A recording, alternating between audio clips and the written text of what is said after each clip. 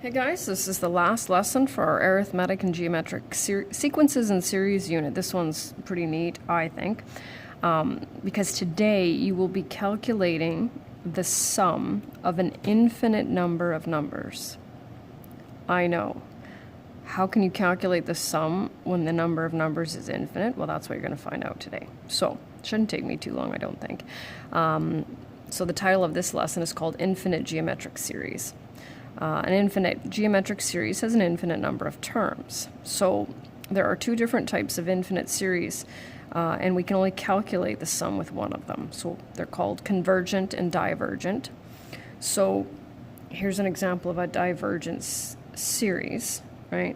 So what's happening to these numbers? They are becoming larger, right? And as they continue to become larger, they will approach, we talked about this, and I think it was our previous unit, they're approaching infinity.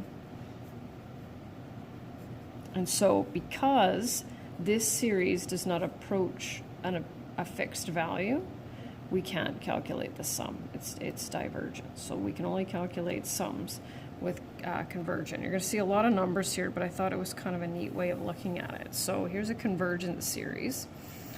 And so what I did with this one, and actually it was a different teacher's idea, but I thought it was a good one, is she took the first term, right, just by itself, okay, and then she added now two terms. So I've got them in fraction and decimal form here, okay.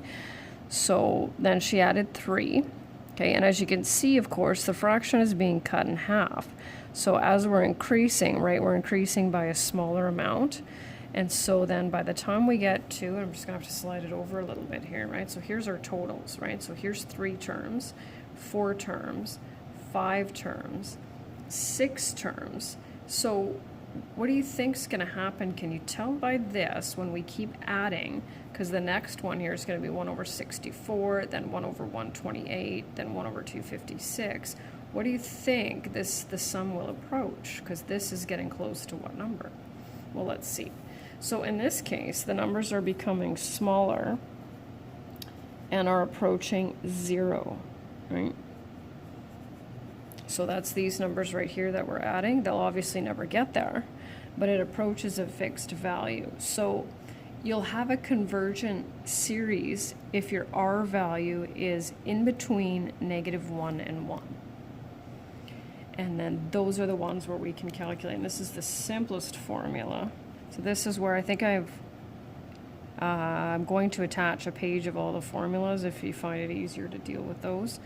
A divided by 1 minus R, that's all it is. It's pretty awesome, actually. So for this one, just to kind of prove the point here, so A, our first term is 1, and our R value is 1/2.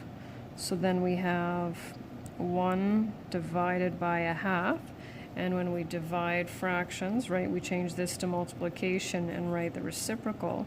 And so we end up with 2. And as we can see, this is getting close to 2.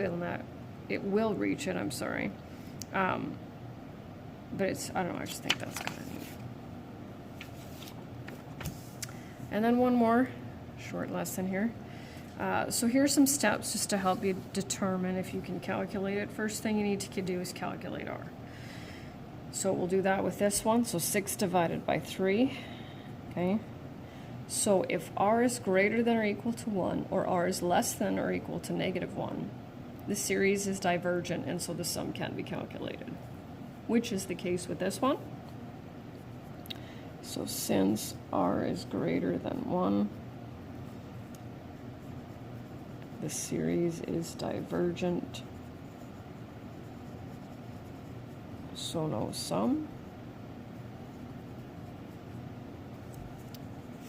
And then this one, well, let's see, -6 divided by 12 is -1/2. So that means we can calculate it. First term is 12, R is -1/2. So the sum of an infinite number of terms is the first term divided by 1 minus R.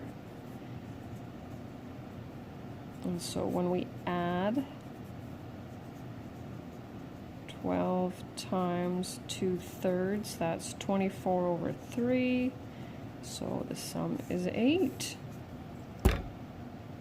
And that's it.